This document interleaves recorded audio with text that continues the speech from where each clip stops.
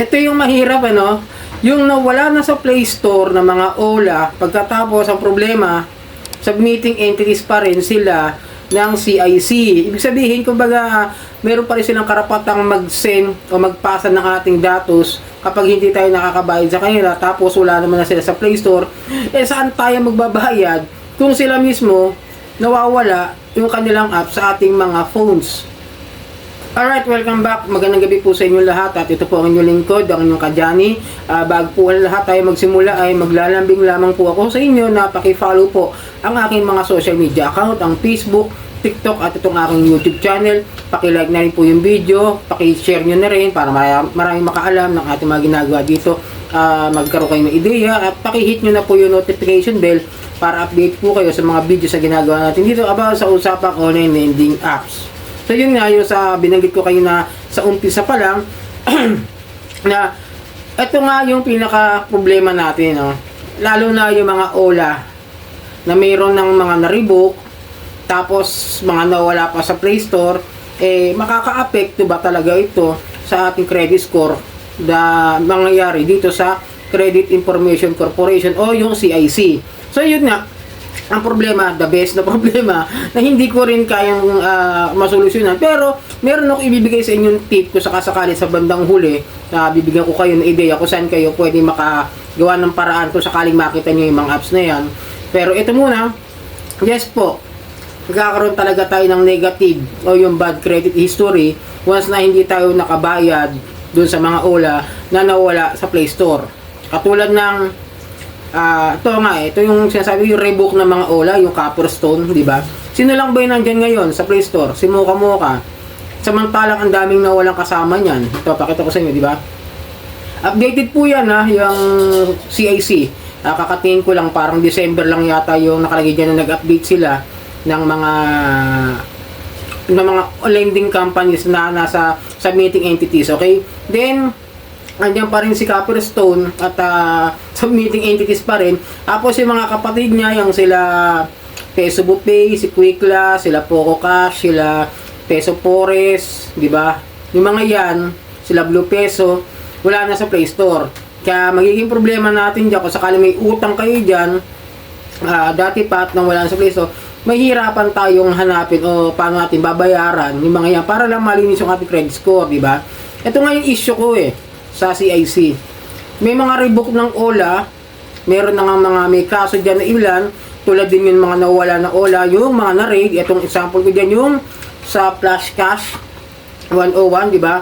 Yung sa Flash Cash, yung si Lemon Loan, tsaka yung si Bali Loan yata. Tapos yung sa isa naman, yung sa Treasure Ball, andyan pa naman si Zip Peso, nasa Play Store, tapos yung kasama niya si Wow Pera ba yun? Para baka ikabalik-balik ako.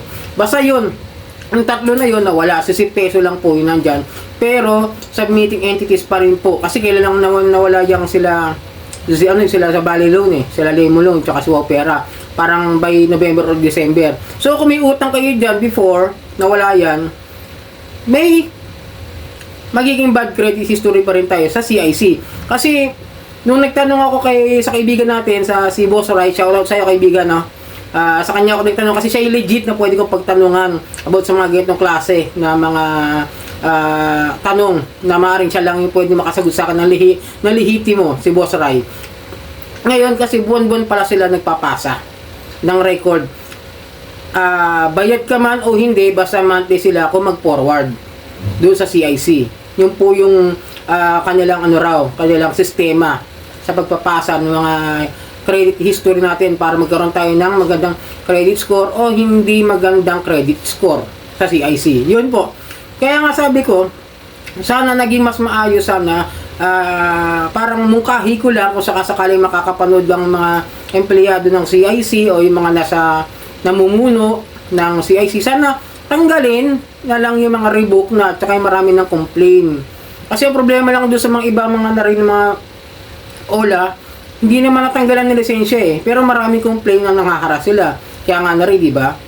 Kasi ang para sa akin na siguro dapat pinag-aaralan ng CIC, tanggalin yung mga ganito klase ng mga OLA, yung mga abusado. Kasi kawawa naman yung mga OLA, yung mga OLA victim, yung mga biktima ng OLA nito, mga abusadong OLA na ito na naabuso na, kahit nagbayad naman na, tapos halos na ibigay na yung principal amount, para sa kanila kasi, yung mga abusadong ola, hanggat may makukuha sila sa'yo, hanggat gusto nilang manguha sila ng pera, kasi nga yun, di ba, yung loan shark sila, patuloy sila maglalagay ng mga malalaking interest, malalaking tubo. Tapos paano yun? Ganun pa rin ba yung forward sa monthly nila? Na tama ba yun sa sistema ng SEC, ng memorandum nila na 15% kapag below 10,000? Kaya syempre, di ba, parang magangyayari, parang biktima ka pa rin. Pero mo ba, kung katulad ko, nakapagbayad ng principal amount, mahigit pa, hindi ko pa rin nababayaran yung 3.5 na sinisigil sa akin ng isang loan shark. So, ibig sabihin ba nun, hanggang ngayon, meron pa rin akong unsettled loan kahit sobra-sobra na binayad ko. Di ba? Parang, dapat magkaroon si CIC ng isang departamento na kapag lumalabis o umaabuso sa kanilang mga borrower, tinatanggalan din nila ng karapatan itong mga ito na magpasa ng datos sa kanila. Diba, siyempre yung loan shark, lugi ka na nga, loan shark ka na nga, tapos abusado pa, tapos sira pa yung credit history mo, tapos ngayon nawawala sila sa Play Store, hindi ka makabayad kahit gusto mong magbayad, diba? So yun, meron akong mga nakuhang info na kung sakasakali, para makita nyo yung mga ola na yan, na nawawala. Minsan, meron akong nabalitaan na sa B-Apps daw.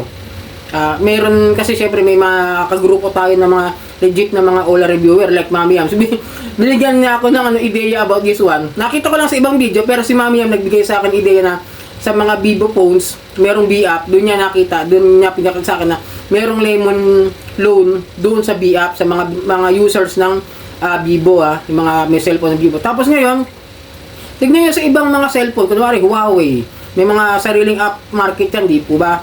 Try nyo pong hanapin yung mga Ola na nawawala. Maaring doon sila nakalagay ngayon. Kaya kung may kaibigan kayo mayroong mga ganong klase ng mga phones, magpa-download kayo tapos ipa-share it nyo na lang siguro para magkaroon ulit kayo ng apps na yon. Kung gusto nyong bayaran kahit yung principal amount.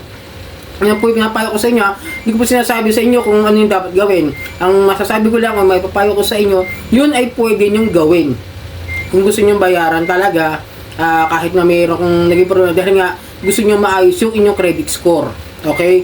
Yun po, gawin nyo lang po, siguro subukan nyo, hanapan nyo kung meron kayong mga kaibigan na ganoon, na mayroong mga ganoon kasi ng phones na pwedeng makapag-install o makapag-download ng mga Ola na nawawala sa Play Store. Sa iPhone naman, di ko rin sure, wala pang nabalitaan. Narinig ko lang kasi yun sa isang video na doon pala yung lemon loan sa B-Apps. Nag-download din ako, hindi ko makita. Exclusive lang pala siya sa mga Vivo phones. So, salamat Mami Yam, naliwanagan mo ako ron. Salamat sa tulong mo kanina. Okay. Pero, siyempre, lugi tayo. Pero mo gusto mo magbayad para sa maayos sa credit score. Pagkatapos, CIC submitting entities, tapos nawawala sa Play Store. Tapos ngayon, naabuso ka pa. Di ba parang, hindi nga talaga maganda parang napaka-unfair para sa akin, no? Dapat nagtutulungan siguro si SEC tsaka CIC about that kind of system na ginagawa ng mga loan shark. Yun na abuso na. Tapos kapag sobra-sobrang interest, sana binibigyan din nila ng dagdag na na penalties itong mga abusadong Ola, yung mga loan shark.